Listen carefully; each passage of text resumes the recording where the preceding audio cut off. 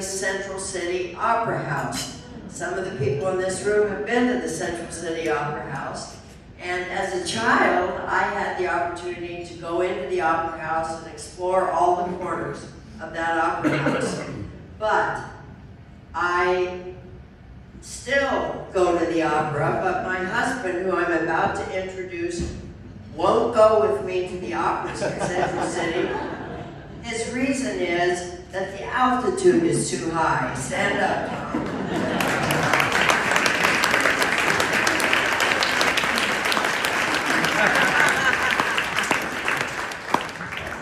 Back to my life as a young child and my Western heritage. My first horse was a pony named Trigger. I just let him have his head and take me wherever he wanted to, and believe you me, he took me everywhere. As you know, Shetland ponies do exactly what they want to do, but he's the one that really taught me how to ride. And then my second horse was a bigger horse that my father got for me, and his name was Cotton Socks.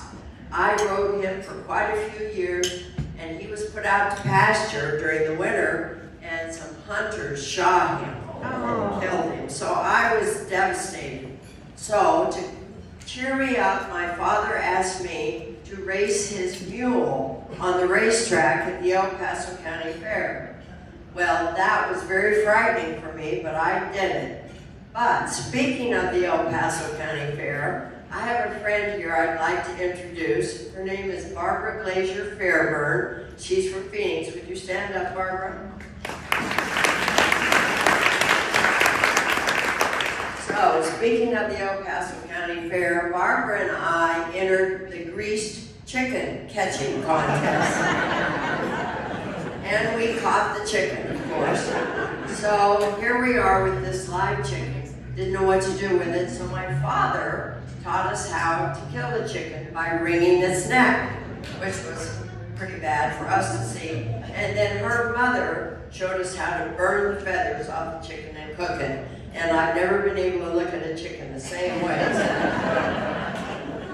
Back to my horses. My next horse was Billy's Pride. I took him with me to the university, and I soon became a member of the rodeo team on the barrel racing and girls' goat time. I think that the Tri-Delt sorority had to pledge a cowgirl, so they pledged me, and I became a Tri-Delt at the Colorado State University, and soon I became their treasurer. In the next chapter of my life, I married a man from the West, Tom Watt. He was from West Texas, that is, and he took me immediately to his 10,000-acre cattle ranch in the middle of nowhere in Colorado. Our only communication was a 10-party crank phone. And we also had a 30-foot tower behind our ranch house that connected me to my father in his office. I think my father was worried about me being out on this ranch by myself. Because Tom, my husband, had quickly enrolled me in college, I was a business major, he quickly enrolled me in cooking and sewing. And so then I was prepared to practice those skills living out in the country.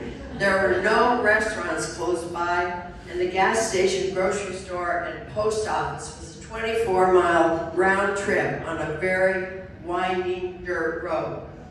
We quickly had two little boys, and my only social engagement was with the Neighborly Circle Home Demonstration Club. You can imagine how that was.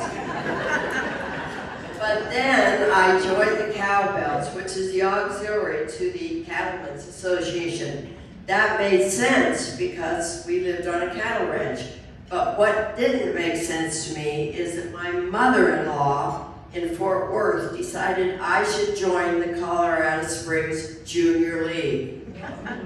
As you can imagine, I was not a bit thrilled about that. To say that I had mixed feelings was an understatement. Doing a 100-mile drive in a pickup truck with two little boys to go to Colorado Springs to do my provisional year was not what I had expected as a rancher's wife.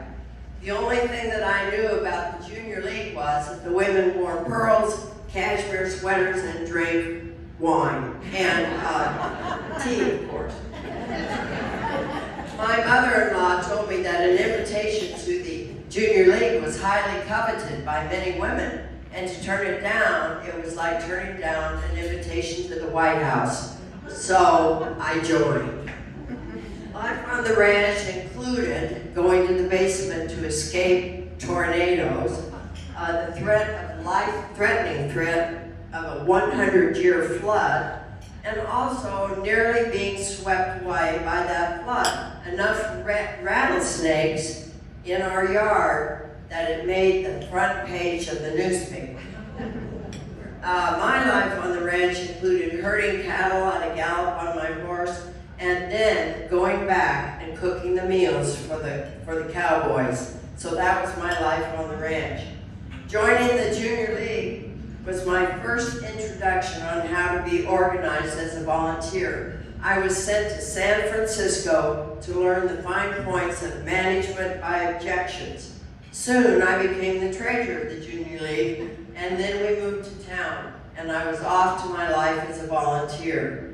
Because I had ridden horses all my life, I was quickly recruited to coach the local 4-H horse performance team at the Colorado State Fair. I helped both young girls and young boys achieve their goals with their horses. We moved back to the ranch again, and I found time to train my quarter horses and to ride and drive the Percheron draft horses. Learning to drive the Percheron draft horses was something I was really scared to do, but I did it. But then we bought a big Percheron from Canada, and he turned out to be the largest horse in the world in the Guinness World Book of Records. And his name was Goliath. The first time I drove him in a lady's car, which he was definitely not a lady's car horse, I could not get him to come down from a high trot to a walk, and Tom had to run into the arena to help me stop him.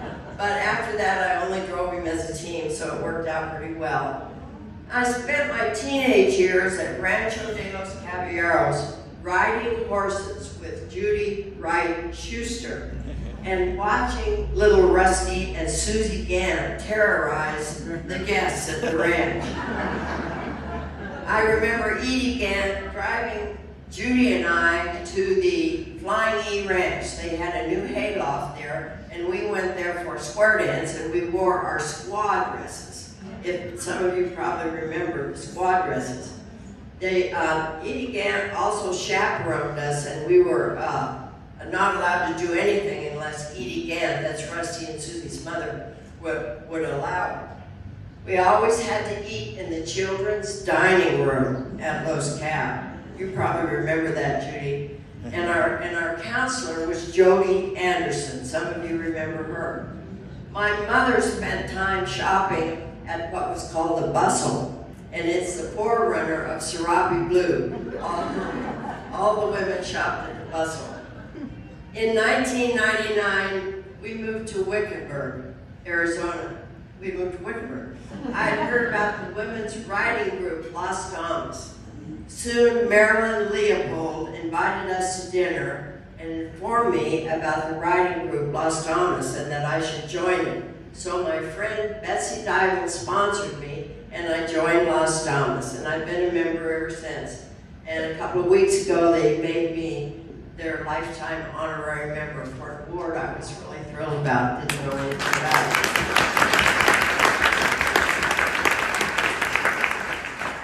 Because I had been volunteering for many years, our move to Wickenburg was a chance for me to take a break from volunteering. But not for long. I read in the Desert Caballeros Western Museum 50th anniversary book that my father, Ken Brookhart, had been a trustee of the museum. I had no idea. I knew he had an interest in history, but I was busy riding horses with Judy Schuster, and I didn't know what he was doing, so apparently he was working on the museum. Because of my dad's involvement as a trustee at the museum, I joined as a trustee, and at my first meeting, at my first meeting, I was told by Peter Schweitzer that I would be the chairman of the newly formed Heart of the West that had just been created. That was 10 years ago.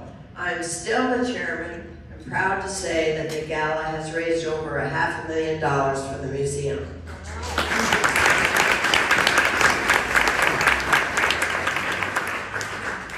In April of 2019, I agreed to serve as the treasurer of Las Sonoras. I didn't check the bylaws, but I found out later there's no term limit for the treasurer. I'm also proud that in those 4 years, Las Sonoras has donated $98,000 to the museum.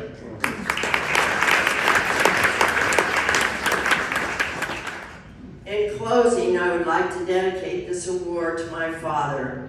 He was the one that taught me to have courage, confidence, and determination to do any job that was given to me. And I thank you, Dad, and this is dedicated to you. And thank you so much for giving me this honor.